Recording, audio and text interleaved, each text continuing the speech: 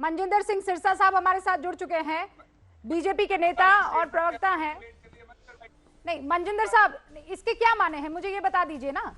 ये बताने की कोशिश नहीं है कि हम जो पंजाब में हैं हम ही सब कुछ हैं और बाकी तुम लोग बाहरी भैये हो।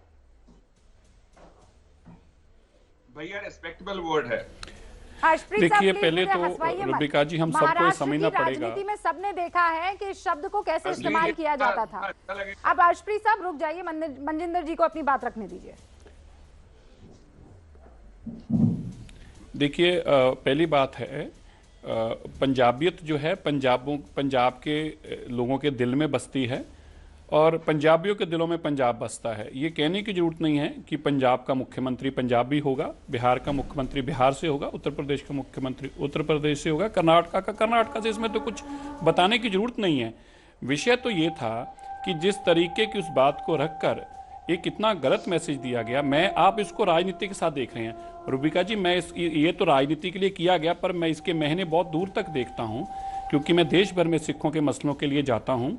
देखिए कल्पना कीजिए, यहाँ से चन्नी जी ने बयान दिया था कि ये भैये जो हैं बिहार और यूपी के भैये, इनको यहाँ घुसने नहीं देंगे, भगाकर छोड़ेंगे, इनको भगाओ यहाँ से।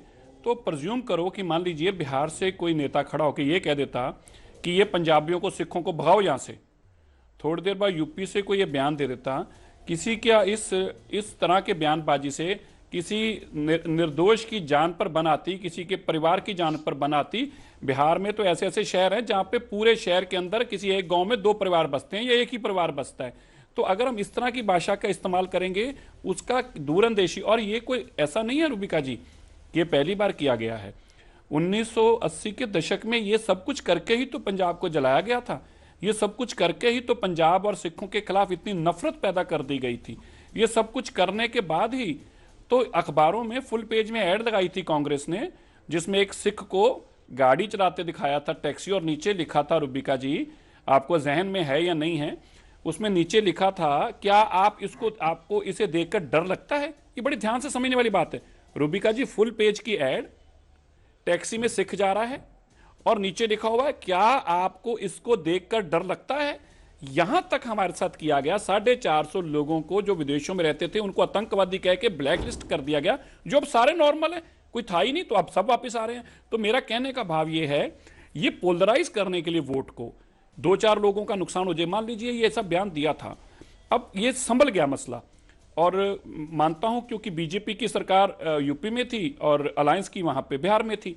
मान लीजिए किसी और पार्टी की, शरारती पार्टी की सरकार होती और वो भी 2 नेता ऐसे अपने लीडर के लिए बयान दे देते और कहीं बाजार में मारपीट हो जाती, किसी का नुकसान हो जाता, तो ये पंजाब देश वर्सेस किस तरह का माहौल होता। पंजाब के लोग किसी से लड़ रहे होते, बिहार के लोग किसी से लड़, ये किस तरह ये है, क्या भावना क्या इसके पीछे। इसका भाव अलग था, इसकी नीयत अलग थी। उस नीयत को समझने की कोशिश करनी चाहिए।